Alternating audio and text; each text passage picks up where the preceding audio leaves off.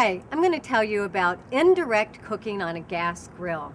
Indirect cooking is one of the keys to success, and once you learn how to cook food using the indirect method, I promise you'll use it about 80% of the time.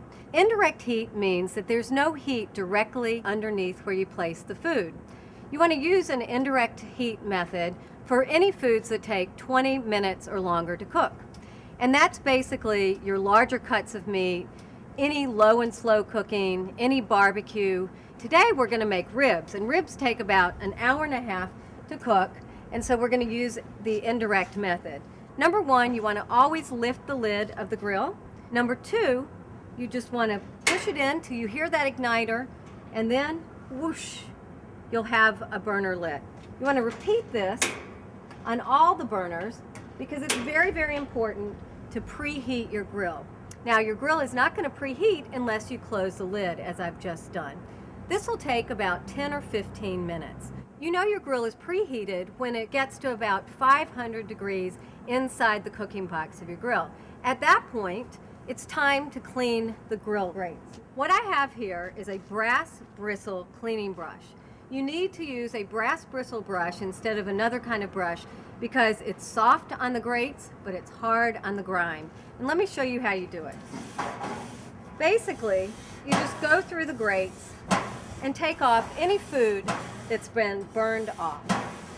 I like to put a hand here so I can get really good leverage.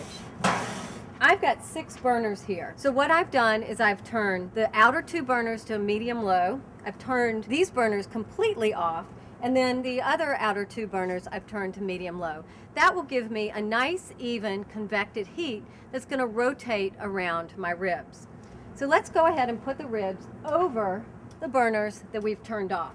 You can see that I have my ribs on a rib rack, and a rib rack is a really nice element to use because it allows me to cook 5 racks of ribs in a very small amount of space. That's the easiest way to remember indirect heat, is you put the food over the burners that you've turned off. This will take about an hour and a half, and it's very important when you're cooking for a long period of time to do 2 things. Number one, you want to check and make sure you have enough propane. That's key, because if you lose that propane, you're going to lose your heat.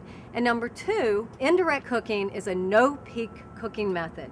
So you want to try to lift the lid as infrequently as possible, because the more you lift the lid, the more the heat escapes, and the longer your cooking time. So let's come back in an hour and a half and look and see what our ribs look like. Oh, look at those ribs, and they smell so good.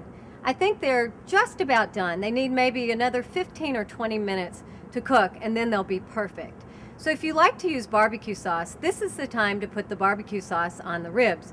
You don't want to put it on too early because then all the sugars in the barbecue sauce will burn before the food gets cooked. So they look almost ready and almost good enough to eat.